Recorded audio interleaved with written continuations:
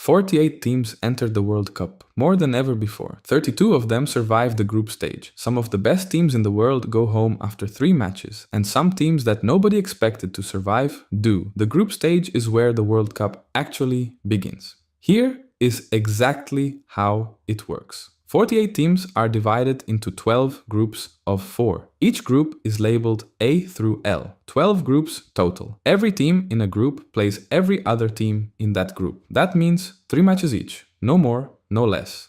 Win, 3 points. Draw, 1 point each. Lose, 0. At the end of the group stage, the teams are ranked by points. The top 2 teams from each group advance automatically. That is 24 teams through.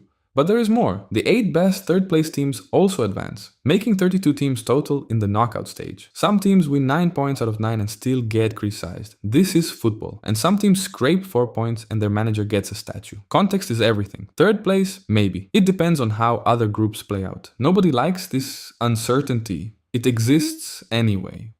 But what happens when teams are level on points? First, goal difference, then goals scored, then head-to-head result, then fair play points, yellow and red cards, and if everything is still equal, drawing of lots. Someone picks a name from a hat. In a World Cup, in the 21st century, this has never actually happened, but the rule exists, just in case. Every World Cup has one group that everyone talks about, the group of death, where multiple title contenders end up in the same group, where the best team might not even make it through. Every team that draws the group of death just sighs. The draw is held months before the tournament. One pull of a name changes everything. Same draw. One team gets the group of death. Another gets 3 winnable matches. Everything decided in 30 seconds. The group stage produces some of the most dramatic football of the entire tournament, because every match matters, even the first one. Lose your first match and the pressure on the next 2 becomes enormous. Win your first 2 and the third becomes about managing your squad. The last round of group stage matches is played simultaneously, so no team can know the other result first and change their strategy. A goal in one match can instantly change what teams need to do in another. Teams sometimes need a draw, sometimes they need to win by exactly 2 goals. The math of the group stage can be brutal and beautiful.